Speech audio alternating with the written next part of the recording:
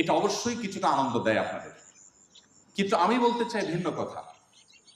আপনি যদি কিছুকাল আল্লাহর ইবাদত এবং দাসত্বের মধ্যে কাটাবার চেষ্টা করেন, অন্তত রিহার্সাল হিসাবে যদি আপনি কিছুদিন ইবাদত বন্দিগির মধ্যে নিজেকে ব্যস্ত রাখেন, মগ্ন রাখেন, আমি নিশ্চিত করে আল্লাহর উপর ভরসা করে বলতে পারি আপনি আপনার তারুণ্যের এই সময়টাকে আপনি এনজয় করবেন।